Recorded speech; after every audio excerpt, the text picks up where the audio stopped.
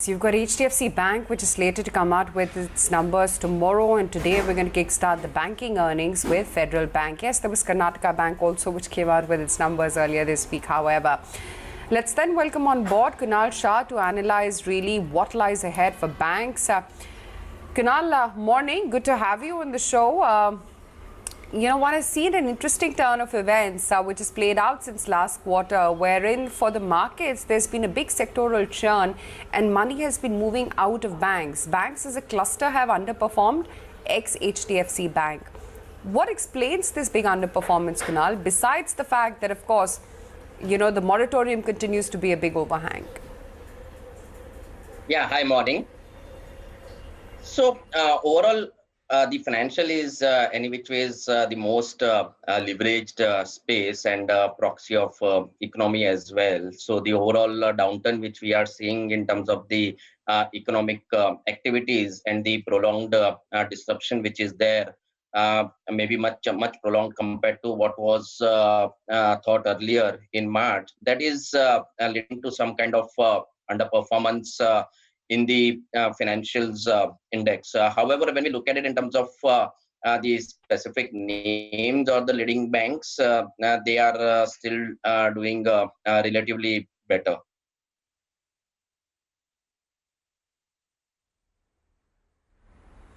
Yeah, they are. Tomorrow, Kunal, we'll have the big boy HDFC Bank deliver its numbers. There are quite a few contra theories as well in the markets on whether or not it's priced to perfection, what the new management's role is going to be, and whether it's continued to reign as was under the Aditya Puri regime or not. What are you anticipating in terms of not just the operational numbers, but as a commentary as well from HDFC Bank tomorrow? So this quarter is going to be the quarter of narratives beyond numbers, and this is what we have highlighted in our preview as well. And this will be true even for HDFC banks, HDFC Bank. So in terms of the narrative, we will have to look into as to how the moratorium has settled towards the end, and what is the flow into the restructuring.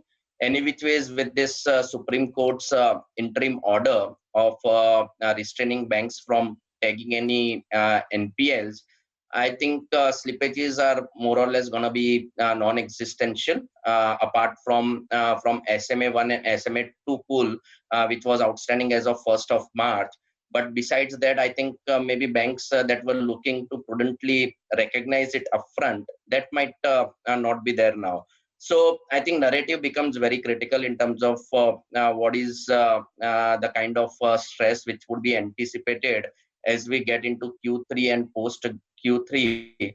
That is going to be of prime relevance. For HDFC, we are quite positive. They have been quite resilient and confident all through, right since the COVID pandemic has started. They have performed relatively well, and we are expecting similar kind of earnings from them. They have published the business numbers in which they have highlighted advance growth of 16 odd %, which clearly suggests that the market share gain is still on. And with stable margins, we should see more or less more than 15% net interest income growth for them. And then finally, in terms of the earnings trajectory, that would depend upon the credit cost as to those slippages might not be there and the restructuring would be limited. We will have to watch out in terms of what is the provisioning stance which they are taking. Last quarter, they built up some COVID-related buffer, but I think earnings will be more driven by whether they continue with similar buffer and how the provisioning cost pans out in this quarter.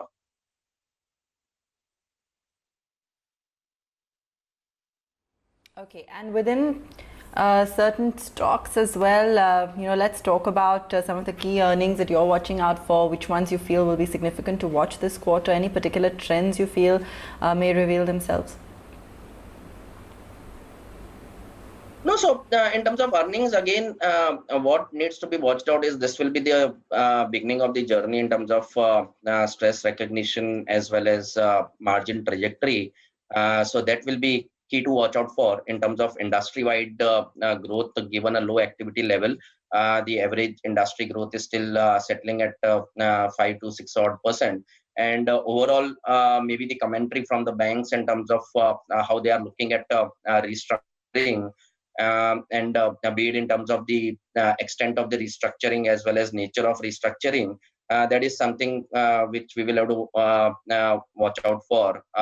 Overall, I think the sense which most of the banks have been suggesting is a low single-digit restructuring, at least in the interim, and that is broadly the commentary that is going to be from most of the banks. But let's see as to how individual banks comment on their restructuring pool.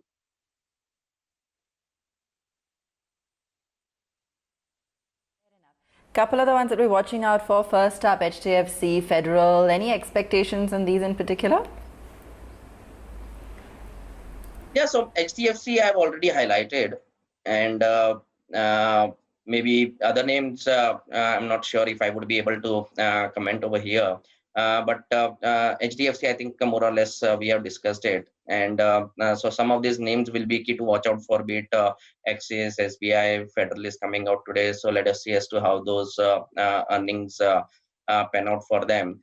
But the good thing about Federal is, at least in terms of their deposit franchise, in fact, they have the lowest savings deposit rates in the industry at this point in time. And in fact, their term deposits are also very near to the leading banks. So liability is doing pretty well. Asset quality, hopefully they should not disappoint much. And this will really help them as well in terms of the overall better earnings trajectory.